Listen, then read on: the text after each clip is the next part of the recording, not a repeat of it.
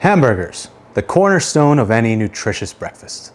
Today I'm going to be running you through why cheeseburgers could be better at restaurants. And when I was at a certain restaurant in Seattle, we held #1 ranked burger in the city. It was the same rating that gave me the 30 under 30, the Zagat rating.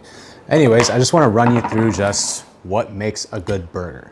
Now, what about the type of meat that you would use? Another reason why I think you'd have a great burger is the quality of meat, such as Don & Joe's, local meat market here at Pike Place Market. So here I could find fresh ground meat. If I don't have a grinder myself, get to know your butcher, and then you can get something that you trust from guys like this. Now, if you don't happen to have a nice butcher setup in your town, I would recommend going for this at your grocery store. Beef chuck. The reason why I go with beef chuck is because it is the most tender for the burger. You could do brisket, but I would recommend throwing in chuck as well, because then it's just gonna be hella tough if it's all brisket. So I would just go with a whole roast like this.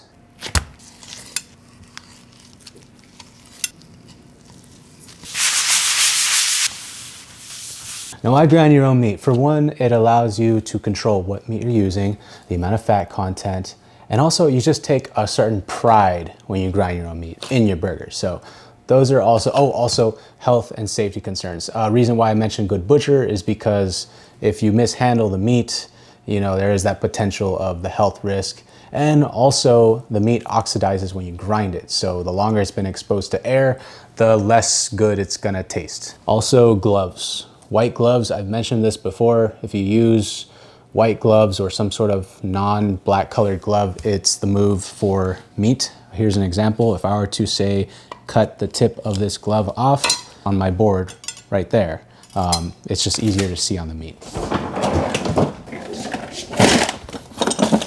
Now, of course, to grind meat, you need a meat grinder. And the reason why I keep my grinder in the freezer is because whenever I'm grinding, that's gonna heat up the meat. This is going to make it stay somewhat cool.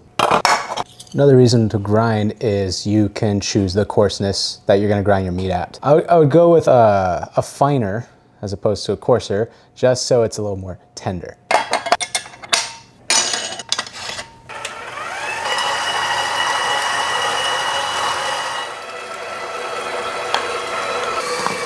Getting that right there. Show them why it's good to grind your own meat. Quick little tip for you guys that have grinders. I always did this at work. Before taking the whole thing off, I just unscrew it, because it's a lot harder to unscrew it when you take it off the machine, because you're gonna have to like hold both sides and it could be really tight and cranked. Anyways, that's just a quick little grinder tip. You can get yourself one of those portion scoopers, or you can get yourself a scale. Either way, you always got to make sure that you're using some sort of portion measurer. The cat doesn't care about what I'm saying right now, but what I'm saying is if you have some way to determine your portion sizes, it's going to make sure that it's consistent all around. Today, I'm going with 8-ounce Burger Royale style, because that's just what I'm used to from the restaurants that I worked at. Also, before I go any further, now that I'm onto the meat part, I just want to say, this isn't going to be a video of like, this is why the burger's better at the restaurant, so I'm going to put a bunch of extravagant fucking ingredients. No, it's going to be why it's better because of the steps I'm taking and the techniques. It's not going to be about putting truffles or morels or Wagyu beef. It's not about that. Right on the money. 8-ounce, half a pound of meat. Okay, check this out. This is the move. Take it, squeeze it in your hands, roll it up, and then smash it down. So I'm just working the edges. My thumb is in the center, working it around and around and around. This is just how I'm used to doing it, and that's why I've got the muscle memory for it. And there we go. That's a thick patty right there. Also, I didn't mention, if I were to do a smash patty, I would run it through the grinder again after I've ground it. It just makes it more malleable and more smashable. Smash patty. Now, if you have any leftover meat, I suggest you don't hold it in plastic, but you hold it in some sort of parchment paper or butcher paper. That's just the best way to store your meat. Make sure it stays fresher longer.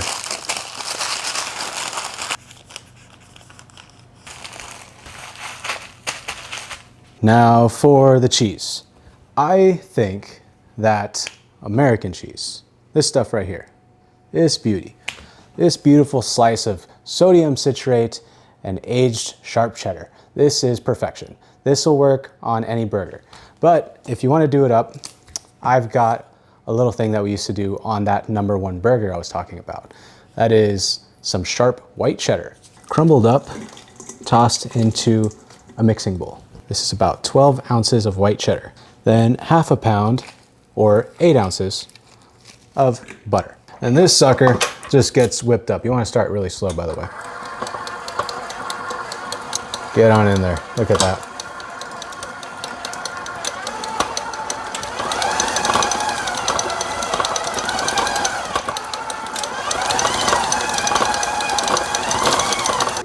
And then, you want to lick the paddle? I have a whipped cheese that I can just form into a little patty and put on top of the burger patty, and it's just gonna ooze all over. It's gonna be fucking amazing. So this was always what I had right next to me on my station, and I would put that on every single burger because everyone would order it. Now for the sauce. You know you've succeeded on the sauce when people want more of it just to dip their fries in. Also, as far as fries go, I have a video on the page. It's kind of taking off right now, which is the reason why I'm doing more of these restaurant videos. Go check that out if you want to learn how to make those fries. This is the move right now for my sauce. Can you guess what it is? Can you guess? It's gonna be a Dijonnaise. Very simple ingredients for this. Quick little tip, whatever container you're making your aiolis in, put some ice into it or some ice water, or chill it in the freezer. Just get it cold because things get hot, things break. Just like meat. But you know, that's just the way it goes. Welcome to my tutorial on how to make the best condiment ever, and that is Dijonnaise. Egg yolk. Egg yolk. Garlic. Dijonnaise. Dijon, not Dijonnaise.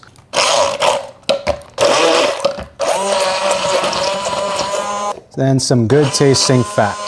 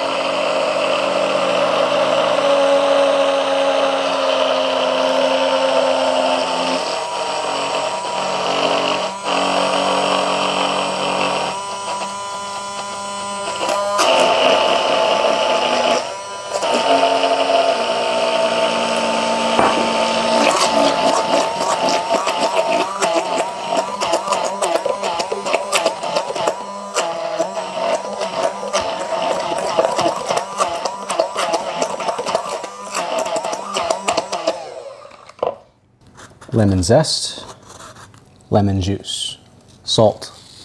You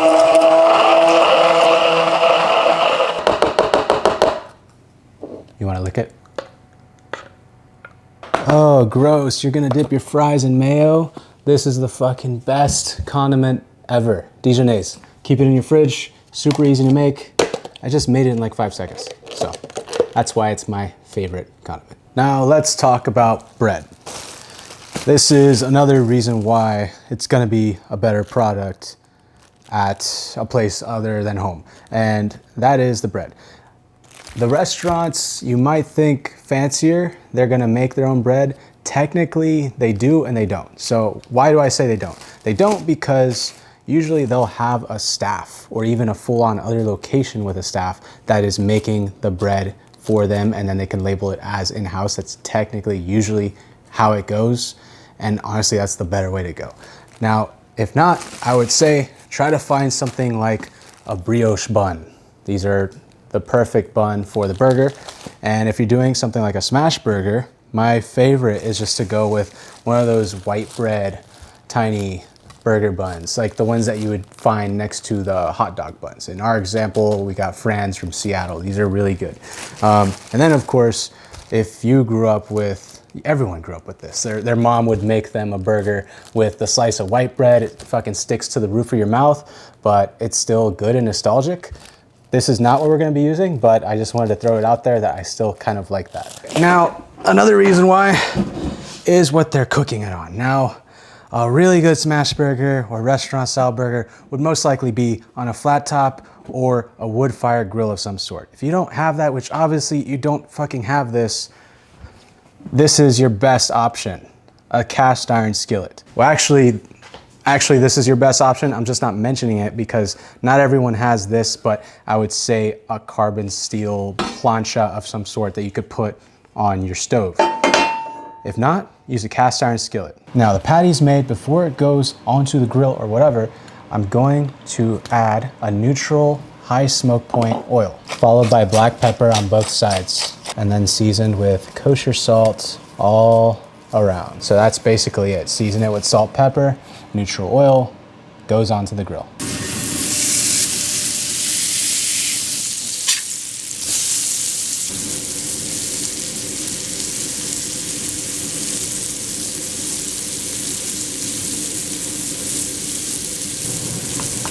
And if you wanted to, you can turn your warmer on in the oven and then hold them on a little rack until you're ready to put them out. But mind you, it could overcook. So just make sure to put it on warm setting or even just an oven that's slightly warm.